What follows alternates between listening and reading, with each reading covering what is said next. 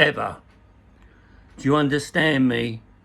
As far as I'm concerned, you lot are idiots. You don't even know what you're talking about. None of you. Because you see, the situation is, I am the second most powerful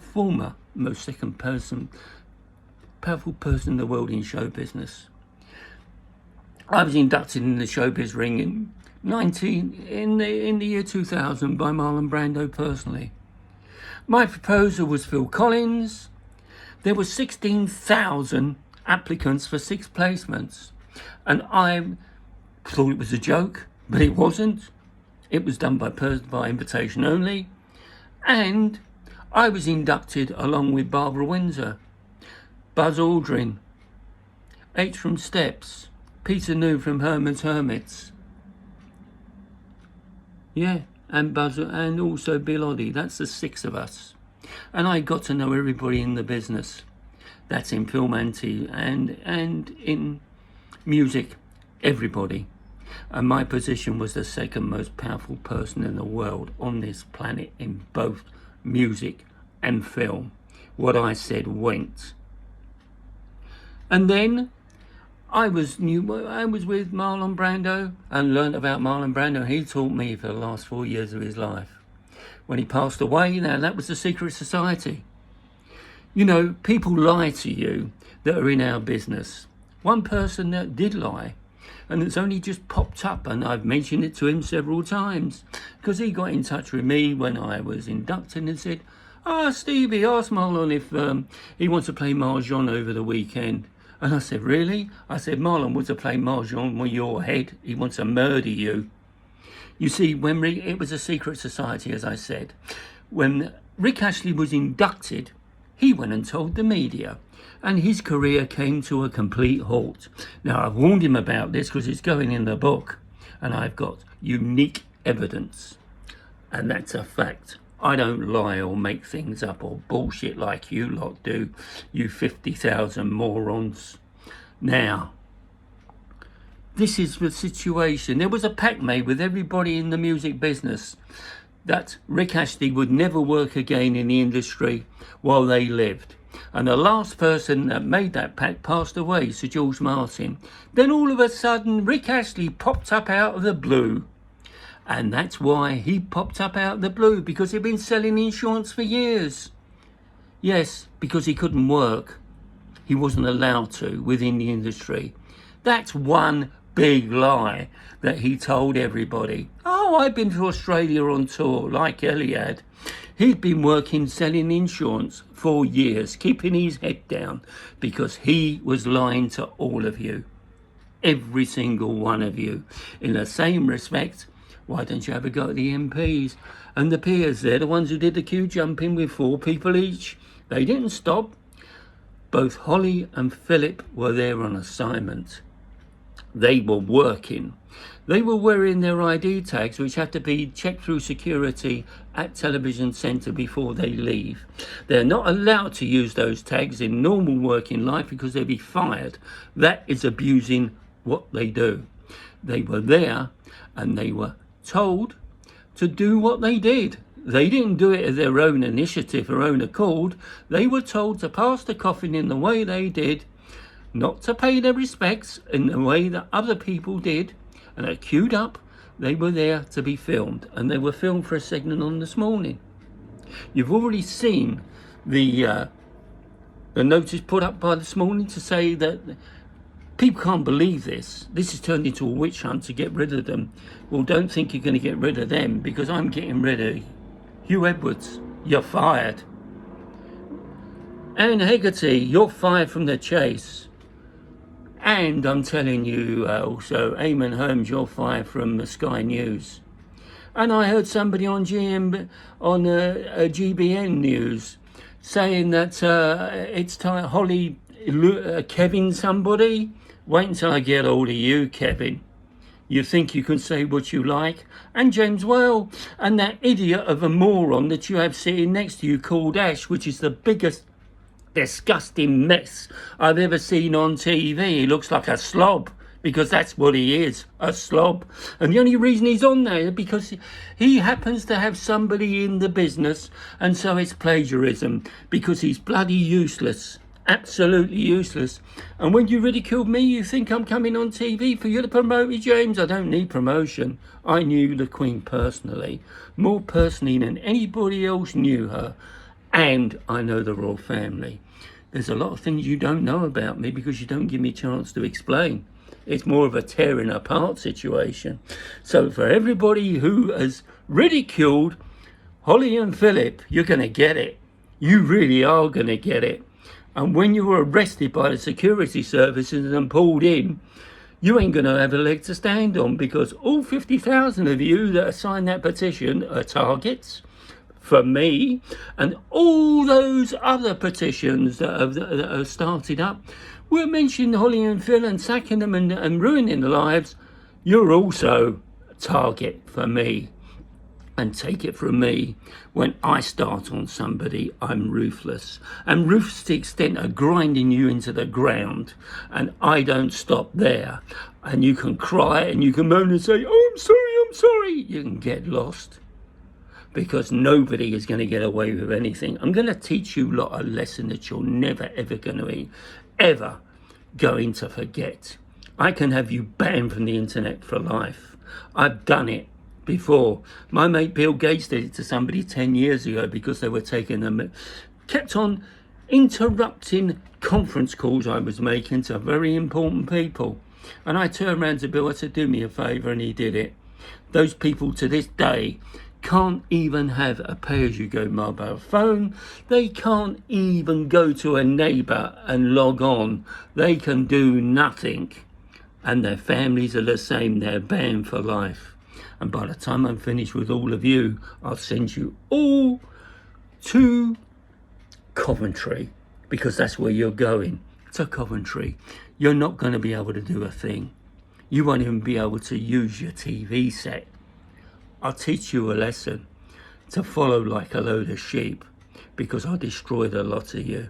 And take it from me, I have the power and the influence to do it.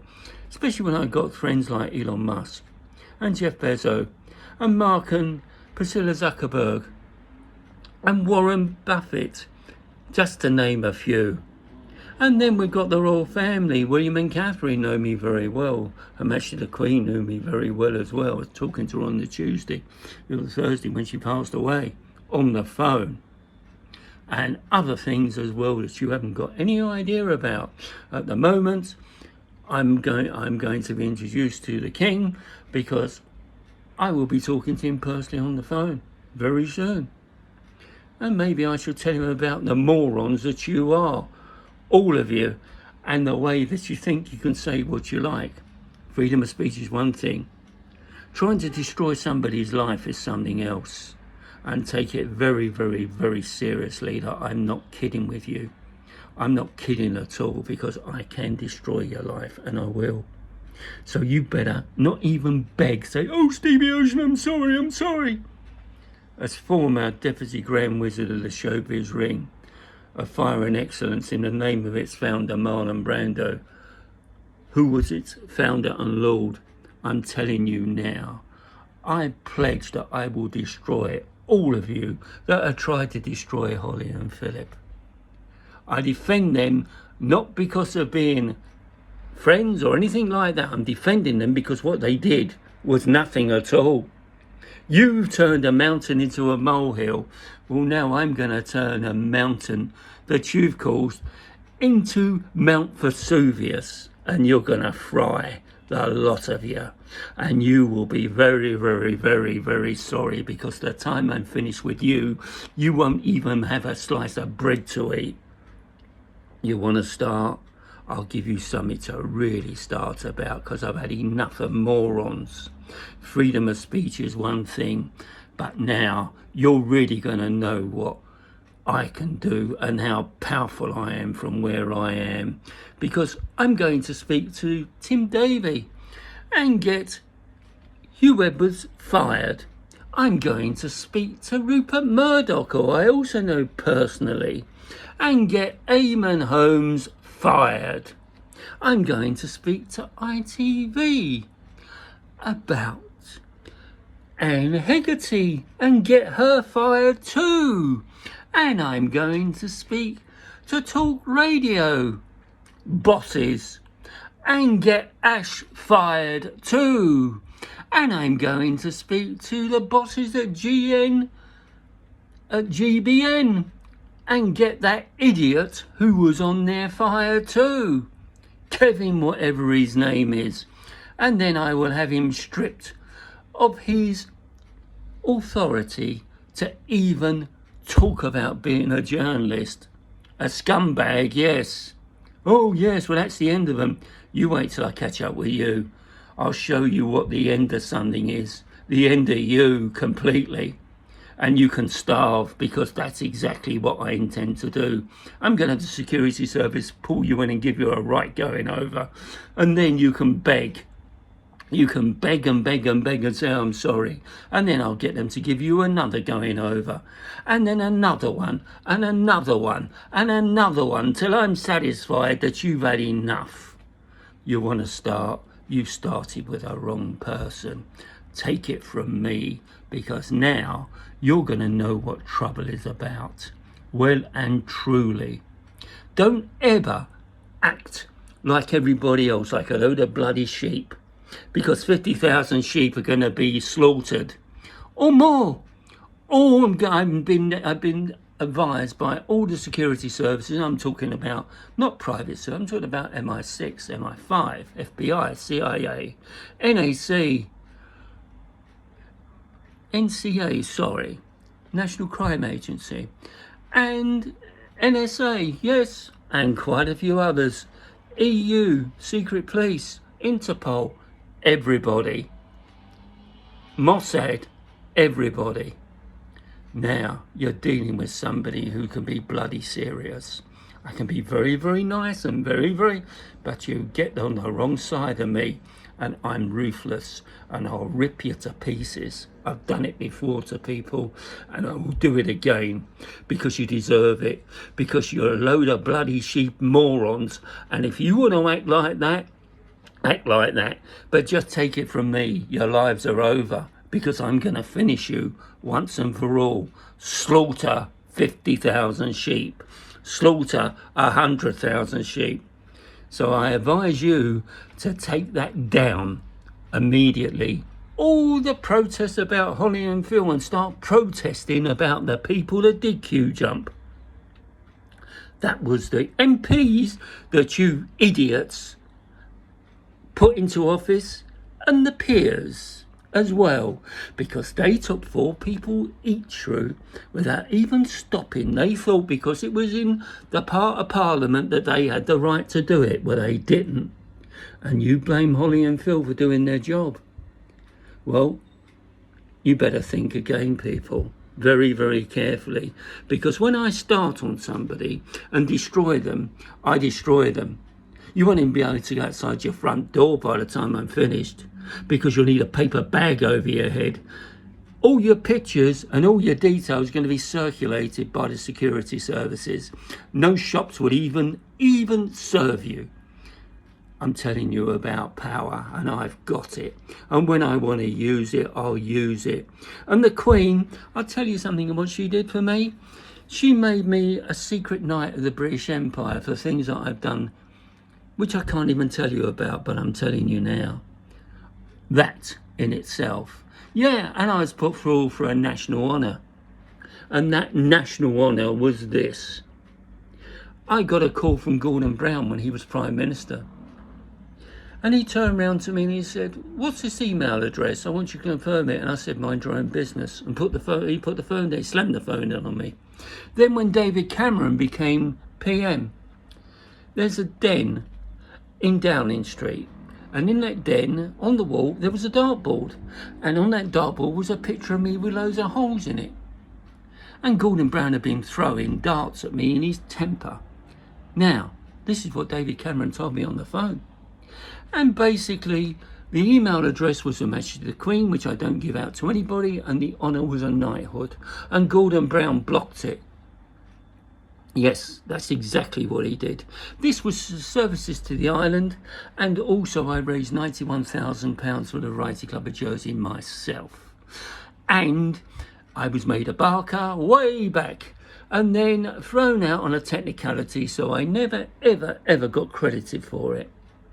And so this is what Her Majesty the Queen was doing behind everybody's back, and the people even on this morning who think they know the Queen, you don't. 2 years before Her Majesty even got near Victoria's reigning time, she turned around and said to me, I'm going to beat it. People who make things up make me sick, because I spoke to the Queen on the phone so many times, and I'm not talking about Zoom, I'm talking about personally one-to-one, and emails one-to-one. Now, you listen to me very carefully. Holly Willoughby is a friend of mine, and she's a colleague in show business. And I got in touch with Her Majesty and said two things. First of all, that she's a national treasure, and secondly, that woman works harder than anybody else in the business. Fact, and she has 3 children to look after, and a husband. And the situation is, I put her forward for a DVE because I think that she's earned it. She's now a patron of a very, very, very worthwhile charity called Short Lives Matter, which they do. Everybody's lives matter. And the situation is that everybody has ridiculed her for the way that she turned round and said what she said about the Q situation. You were told exactly not what the brief, but what ITV said. Anyway, the Queen spoke to me, as she did many times. She phoned me. She phoned me on a thing called a scrambler, which is like a military type device, which is attached to the phone, which means that nobody can intercept our calls or understand a word we're talking about when we're on the phone together. That was the tune. And she said, I've got a plan. And the plan was this. And she said, you're not to tell Holly anything. And I didn't. Basically, it was to do with the parade for the Platinum Jubilee. I said to Holly when I spoke to her, I said, what are you doing for the Platinum Jubilee? She said, I'm probably going to watch it on TV with the kids. Now, I knew differently, but I didn't say a word, as I don't break confidences under any circumstances for anybody, for anything. This is a situation that you don't even know about. I've given it to the media. They're not interested. Nobody's interested. And with the proof from the letter from Buckingham Palace signed by the Queen about my SKBE, which I couldn't actually even disclose while she was living, because she would have withdrew it. It was a secret, and a very, very important secret. And I would then be questioned and quizzed. Well, and she would be asked, what was this about? And we couldn't say because it's under the Official Secrets Act. Yes, that's involvement. And so consequently, Holly got a call to go on the bus.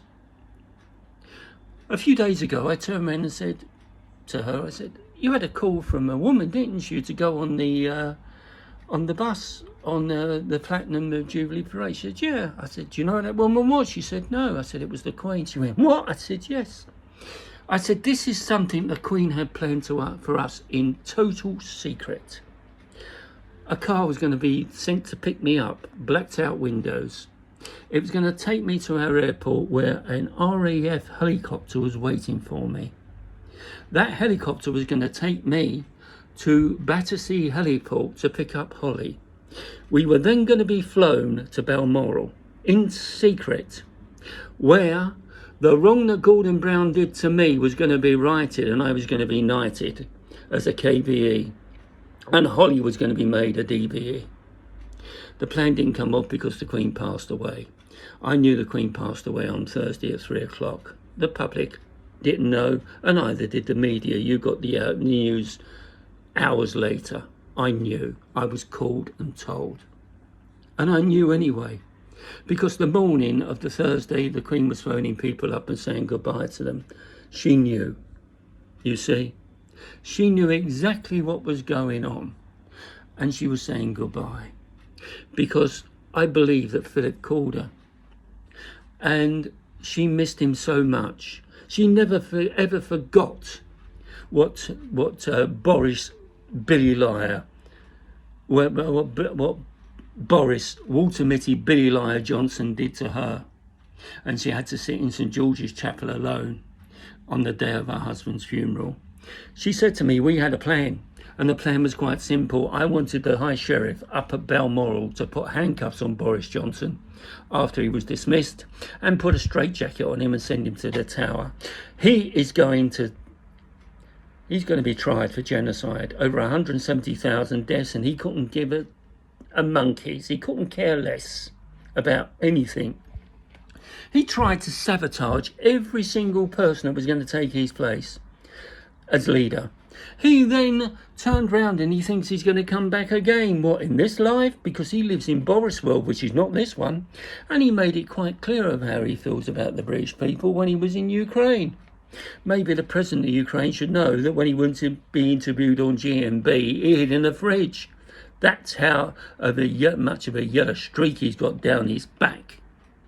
So I wanted the High Sheriff up at Balmoral and take him away to the Tower, because the Tower has been active for years, not just since the craze, and the chief yeoman there is a right so-and-so. And that's why I wanted Johnson taken. Because number one, he lied to you about Brexit. He's told you the biggest load of rubbish in your life. And secondly, the Good Friday Agreement, and I'm telling you now, I went through it in the 70s for 6 solid years with the IRA. I was shot at when I was 16 by the IRA on a bus. And at 17, when the campaign started, 6 solid years of my life was turned upside down. And basically, when I became 23 and how I met the Queen and Prince Philip, letter bombs were sent to me because my name appeared in the paper. Yeah. So, everybody wonders how I met the Queen. Well, I'll tell you. I was down in the composer room. This was 1977, Silver Jubilee year. And I was in the composer room where you put the pages together, and Prince Philip was there. And he was looking at tasteful pictures on the wall and called me over and said, "What do you think of this?" And I said, "Very nice, sir." And then he turned around to me and said, "Would you like to join us for tea?" I said, "I don't think I can, sir." And by the way, I was 23. I was the youngest executive in Fleet Street. The average age was 40. We went up to the 5th floor. On the 5th floor was Lord Hartwell and Lord Camrose, one side of the table, the proprietors of the Telegraph. On the other side was Her Majesty the Queen. She looked stunningly gorgeous. We're talking about 1977. I sat one side of her, Prince Philip sat the other side of her. And we had tea, and we had cakes, and we had pastries together. Not a word was said what I was doing there. Nothing at all. After a very long time, we were chatting, and then a very, very enjoyable time, and that's something I would never forget. I said my thank yous and said goodbye to everybody and bowed and left. In 125 Fleet Street, where I worked, 5,000 people worked, and Fleet Street was packed because of the Silver Jubilee. I went down, this is the now Goldman Sachs building in 135 Fleet Street. I went downstairs through the carousel swing doors and out into a packed street. The royal car door was open for me. I said, "No, not yet. They're still upstairs having tea." And everybody laughed. And that was the end of that. When Charles and Diana were getting married, I got a personal invitation to the wedding at St Paul's, and then back to the reception at Buckingham Palace, where I met Charles and Diana, and she was stunning as well. And then the Queen and Prince Philip made a beeline for me and become great friends. Then, after 12 and a half years at the Telegraph, I left the UK and went abroad. And when I came here, the Queen tracked me down and found me. Remember, Stevie Ocean didn't exist outside this island. And then after that, the next thing that happened was that we rekindled our friendship, and we got in touch in the early 2000s. And I was in touch with her by phone and by email. And she obtained all my albums, all 4 of them, because I sold 16,000 of them. And she ran off copies for David Cameron, who turned around and used to wind me up about them and said that, but he loved them. And Donald Trump, and he played them on Air Force One going home, and he loved them. The reason the Queen likes Sweet Caroline is it's on my 1990 album, and that's where she first heard it, and that's why it's one of her favourite songs, because I'm singing it. Nobody else, me, on my album, my very first. So that answers the question to everybody, why does the Queen like Sweet Caroline? Because that is the reason for it. The Queen was a woman that you really all didn't know. Correspondents, people who think they knew the Queen, a good woman that really and truly really makes me, I can't believe it, makes me laugh on this morning. Oh yes, the Queen's got no ambition and all the rest of it. Well, the Queen turned around to me on the phone and said to me 2 years before it happened that she was going to beat Victoria's reign. And she did. And that was 2 years before it happened. Nobody really knew the Queen like I did. Who else on the planet could call her Liz? I'm the only person on the planet who could call her Liz. That's a fact. Prince Philip used to listen into my radio broadcast on, which was Original 106. And he became a fan. He turned around and he sent an email. His email address was funny. It was Philip the Greek. And he said to me, Stevie, I enjoyed your wireless broadcast very much indeed. Keep up the good work. Emma Bunting was a fan of that show as well that I did the spot. So, you know, these people were so special you just wouldn't believe it. And then to be in touch with them the way I've been in touch for years, and for the media to have all this and they're not even interested. These are facts. Even from the point of view of the SKBE to actually show you the paperwork from Buckingham Palace signed by Her Majesty. In 2012, I had a visit at my place here at the Cedars from Special Branch and SO13 Royal Protection Officers directly sent from Her Majesty to me for a very, very important reason. That reason is private. But they were here at my place. And that's a fact. You know, some people think that they know people. Some people think that they know it all when they know nothing. Nobody knows what I know. Nobody knows about the situation that when the Queen and Prince Philip came back from Australian state visit, I'd already heard what Prince Charles had been saying. And he'd been saying, I'm going to turn Buckingham Palace into a conference centre and a hotel. And I told the Queen this, and the Queen said to me, she said, when one gets over one's jet lag, one's son will get it, and by Christ did he get it. First of all, he threw his glass of whiskey into the fireplace, stamping his feet like a kid, and shouting mummy and crying. And the Queen turned around and told him to shut up. That's a fact. That's now your king. We didn't think he was actually capable of doing this job because for the simple reason, the way he was acting. He seems to have grown up very, very quickly since his mother passed away. And, you know, I was very surprised. But there again, he had a tantrum over a pen. So it's not all gone away, which was ridiculous, a tantrum over a pen. I mean, talk about trivial and you're supposed to be the monarch. How ridiculous can you get? Now, I'm telling you now, the situation that was going to happen would have happened. That's all been conveyed via the security services in post to the King. About myself and Holly, the government papers which were for my nomination for my knighthood, which it was, a KBE, came from Government House over here. And they went to the Queen at Buckingham Palace. And it was Brown that turned around and blocked it because I was nasty to him on the phone. I don't give out information like that to anybody. Nobody gets the Queen's email address from me, ever. She was more computer literate than anybody you can ever think. And people think, oh, she was 96 years of age. She was sharp as a razor blade. She put a lot of you out to shame out there. A lot of you. As for the red boxes concerned, I worked on her with the red boxes, with her and with Sir Andrew Parker. Yeah, that's a fact as well. A lot of things you don't know about me and the position I'm in and the power I've got. More power in my little finger than a lot of people have got in their whole body. You'll be surprised what I'm able to do and how I will do it. You see, the trouble is that everybody thinks they know everything and they know nothing.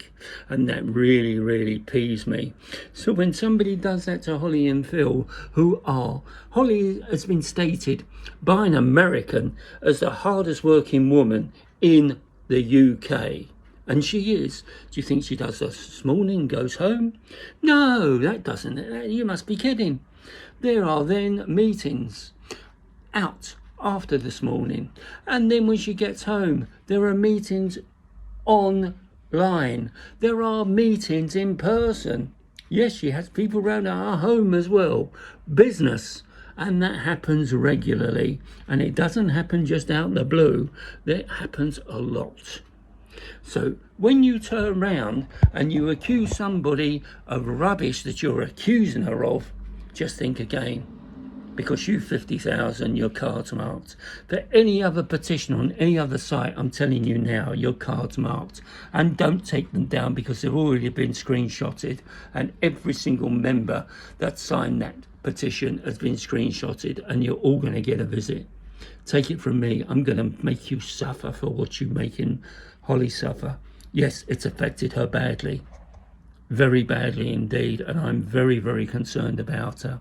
Anything happens to her, woe betide, you better leave this planet on the nearest rocket, because if I ever get hold of you, I'll tear your body apart limb from limb. And take it from me, I will do it. I'm a black belt in karate first, Dan, and I can make mincemeat out of people when I'm pushed. And you lot are being moronic and pushing too much. So you want to argue with somebody, argue with me, because I tell you something, you'll be signing your life away. I can ruin you, and I will. Every aspect, I will ruin you. You won't be able to go shopping. You won't be able to do nothing, because I will block you in every way possible. And think that usernames are going to hide who you are? Nobody's invisible online regardless of what you do. I can get information about every single one of you. Where you live, your telephone numbers, where you work, your car registrations, everything. I can get that. Every single bit of information. I have you followed by security services. I can have you stopped. I can have you arrested. I can have you really put through hell. And I tell you something, that's my intention to do it to all of you. Because you have done this to Holly and Phil, and now you're all going to get sued, every one of you. And it starts at 10 million, by the way, because I've set the actual amount. So we'll see if Hugh Edwards has got 10 million plus all costs. We'll see if Anne Hegarty has got 10 million plus all costs. We'll see if yes. We'll see if this Kevin has got 10 million all costs. We'll see if Ash, who's on Talk Radio, has got 10 million in all costs. We'll see if all you morons, 50,000 of you plus on one and 1,000 on another, have all got 10 million in all costs, because you're all going to get sued, every one of you. And the term is one term only, and the most serious in show business: defamation. And defamation of character is a very, very serious offence, and it carries a prison time as well as you being sued. And when I say all costs, I mean all costs. So you might be looking at 20 million, and you think I'm going to bother?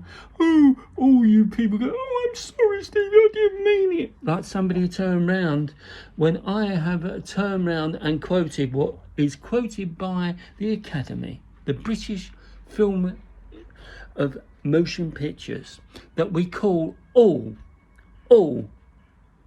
women and men actors. I know Dame Joan Collins is protesting against it, but I've done this, and we've had some idiot online turn around and say, no, they're actresses if they're women. Well, I'm afraid these people who want diversity and all the rest of it to extend everything else, because there's people out there who want to be men one day and women the next, and vice versa. These are the people that have caused all this. It was much better as it stood before, when it was just men and women, but there aren't any more. There's men who want to be women, and there's women who want to be men. So what do you expect people to do? You have to draw the line somewhere, and the only way to draw a line on diversity is to put people in one category. And one category is actors, which covers both men and women. Not just men and not just women, both. And this idiot online has been saying all this and, like they're God knows what and know nothing. People like that. And then when I turned round and I threatened to actually take legal action, he turned and said, "Oh, Stevie, don't do that. I'm a minor." I said, "Well, keep your mouth shut then." I said, because your mouth is going to get you into serious trouble. "Oh, well, I didn't mean it." Well, keep your mouth shut. It's the same with X Factor. Now, I did a unique thing. I was asked to take part. We had the X Factor here some time ago, back in 2017. And what happened was I auditioned. I know Simon Cowell, but business is business and it's completely separate. The situation was I auditioned at the Opera House and I took the roof off the place. Then it was decided, instead of them coming backwards and forwards to the Five Islands, because it's not a part of the UK, as people don't seem to realise, then the situation is simple. So they decided to do something unique, which was called YouTube X Factor online auditions competition between the Five Islands. A lot tougher than any TV show between the Five Islands. And it came down to the final with me and somebody else on this island. And different genres as well. And all judged. And I won the final after the sing-off of 4 or 5 different songs in different genres. I've got the trophy here. The trophy was going to be brought to me by the Hoff on his way back to Miami in Florida, where he was doing he was starring in the a cameo, I think, in Baywatch the movie. Anyway, he couldn't find my place with an ex directory, so he took it all the way back to Miami and sent it back to London. I got the trophy. You can go and have a look at it. It's on YouTube on my channel. And the letter, well, it was a card that was sent to me from the X Factor team. And it was sent to me from London when he sent it back eventually. And I've got the trophy. And somebody said, "But I've never seen X Factor YouTube auditions on YouTube." I said, "But that wasn't for the public. That was specially for the Five Islands." And that's the sort of moronic stupidity that I had to put up with. And this person said, "You're lying." I said, "Really? You think I'm lying, do you?" So then I turned around and said, "You're calling me a liar?" And they said to me, "Yes." I said, "Right, I'll sue you for defamation." "Oh, don't do that, Stevie, I'm only a minor." And see, as soon as I said, "Right, I'll find out if you're a minor." And it turned out they were. And I said, they got a phone call from the security services and they were warned. And then they got back to me, "I'm so sorry, Stevie, I'll never do that again." I said, "No, you won't, because next time I won't even hesitate. Minor or no minor, you'll be punished." People should be seen and not heard in that respect and keep their traps shut. Now, you 50,000 sheep and morons, you've been warned. Anybody else who makes comments about the destruction of Holly and Phil, you're a target. And I will destroy your lives. And it starts at being sued for 10 million. Plus all costs, so that's 20 million in the High Court in London, because that's where it's going. And you will see how I make you lot suffer, to the extent that I will destroy you. So just think about what I've said, because I'm telling you, at the end of the day, nobody's going to get away with anything. You want to carry on like a bunch of morons and like sheep, carry on. Because I'm telling you now, come after me. Please do, because I have the security services at your door. I'll have you literally arrested. I'll have you sorted out to the extent that you wouldn't believe. And you will suffer so badly, you wish you wasn't here anymore, because I can be such a ruthless so-and-so and a bastard. And when it comes to protecting friends of mine, I can become a right ruthless bastard. So just realise what I'm telling you. because I'm not kidding with you, I'm not playing with you, and this is no game. I'm furious.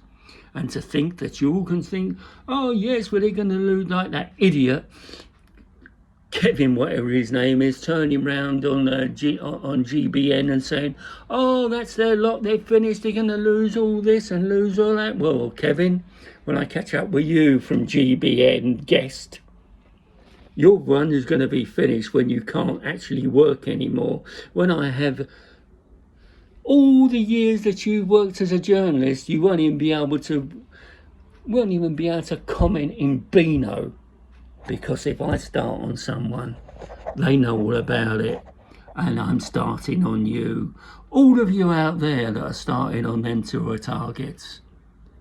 And I mean targets, and I've got enough people in the security services and my associates all over the world to take care of all of you lot, far beyond power that you've even dreamt of. And I can stop you actually existing, if that's what you want. And when I say existing, I don't mean have you done away with. I'm talking about the other side of things. You won't even be able to go outside the front door anymore without a paper bag over your head. And seeing the paper bags, or you can't use them anymore, or plastic bags, you'd have a problem, won't you? Because I will make sure that you're photographed from your front door, that you're filmed, that you're followed in your cars, that you're followed in all transport, and wherever you go, you will be hounded and you won't even realise it. I'll show you what harassment is. I'll show you how to stress somebody out to the point where they think, oh my God, why have I done this? Apologies are not even considered. You have done it yourselves. This is Stevie Ocean, public figure, SKBE, and I will be made a knight very soon, and Holly will be made a dame very soon. And I'm telling you now, also celebrity known worldwide, and a consultant to the Chief Minister's Office of the Government of Jersey. And that's an honorary position I've held since the 90s. It doesn't matter about the administration. Whatever government there is that's voted in, it makes no difference to me, because I'm dealing with that on a much higher level. So you all better think very, very carefully, because I'm telling you, you make Holly ill as you're doing, and you'll suffer to the extent where I will grind you lot into the ground. And I mean grind you into the ground. Now you've been warned. And think that I'm kidding. This is no act. I'm telling you, I haven't even bothered to do something like this before, but I've been so annoyed at what you've all been trying to do and think you can hide. Nobody hides from me anywhere in the world. Even Boris Johnson. Yes, Boris, and that's what I call him publicly. Boris Walter Mitty Billy Liar Johnson. Very apt name for somebody who's as apt and as useless as him that lives in Boris world. He told you what he thought about you in the Ukraine. Oh, but the Ukraine people are suffering in blood, and you can all sod yourself. And that's the people he's supposed to be Prime Minister over. You lot, not me, you lot. We've got our own government in the Channel Islands in Jersey. We're nothing to do with the UK. I come from there and I'm disgusted and ashamed, because at the end of the day, you have been dropped into it from such a great height and you're never going to get out of it, ever. Liz Truss is like somebody I used to know and met, and that was Margaret Thatcher. Everybody moans about her. Do you know she saved the UK? Because continuously what used to happen every year, the power workers, the coal miners, and everybody else should say, right, let's take industrial action, let's hold the country to ransom. And that's what used to happen. And then there were power cuts, and the rubbish wasn't collected, and there was no heating, and there was none of this and none of that, and everything came to a halt. That's why James Callaghan stood down. He couldn't take it anymore. And when Maggie moved in and she confronted these people and literally beat them. I mean, do you know what? When the bomb in Brighton, at the hotel that Maggie was in with her husband, did she go and hide in the fridge like Boris Johnson over an interview? No. Did it bother her? No. Her room was damaged as well in the explosion. She could have been killed because that was the object of the exercise by the IRA. They wanted to kill her and Dennis. A woman with guts. More guts than anybody else. And the reason that she was forced out because she was in charge and they didn't like it. You know, they wanted to be part of it, her cabinet. And when she opened her mouth and said what goes, goes, they didn't like it. So what did they do? They decided to hold a coup and get rid of her. And that's what they did because they couldn't take it any longer. They couldn't take being told what to do because they weren't listening. They wanted to do things their way. And she was the Prime Minister and they didn't like it. But look at what she achieved. So people, when they turn around and say, oh, Maggie done this and that, she saved the UK. The UK would have been in turmoil. And now the UK is on the verge of two things, a general strike. But more importantly, you're on the brink of a revolution over there because people have had enough. And Johnson was the one who caused it. You've got to be so grateful that he's not there anymore. Yeah, and do you want me to tell you something else? The reason he didn't mention his wife? Because he was having an affair in the den with an MP who's now stood down to write books, who stuck to him like glue. I'm not mentioning any names, but he didn't mention Kerry, did he? Of course he didn't. Because you see, he's a law unto himself. And what I say is true. I've got no reason to lie to you in anything I say. So this is now 47 minutes. I've never been on so long in all my life, but I made a statement to the world here, and this will go through the world as a warning. Don't ever assume something and act like a bunch of sheep without having proof, without looking at things from every aspect possible and realising what's involved. Because destroying people's lives is simple, so you think. Me destroying your life is something else. It isn't simple. It's terminal. Destroying your life, and I can do it, is terminal. You will be literally don't exist. Physically you exist, but you won't be able to do nothing. And I mean nothing. You'll be pulled up by the police everywhere you go. You'll be arrested. You'll be harassed by the security services because I have ordered it.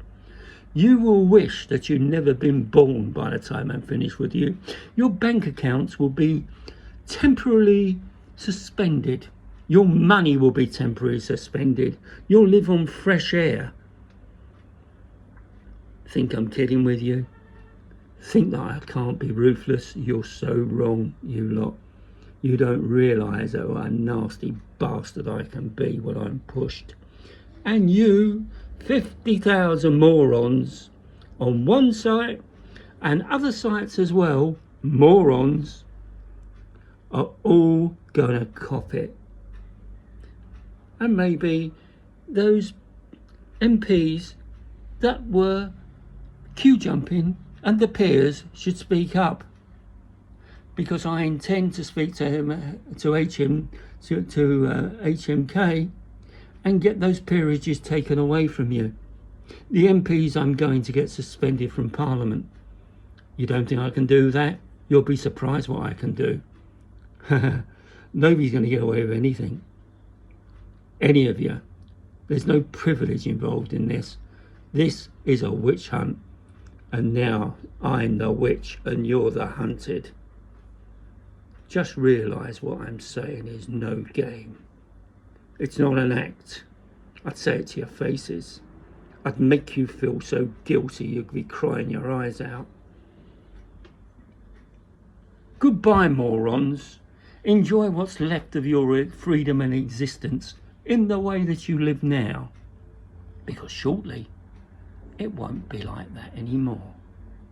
And I don't want any apologies or anything from any of you. Because the minute you start having a go at me, that's the minute you end up in the High Court in London, and I'll make sure that you have nothing and you go to prison. And I'll make sure you go to prison for a very long time. So, au revoir, goodbye, auf Wiedersehen.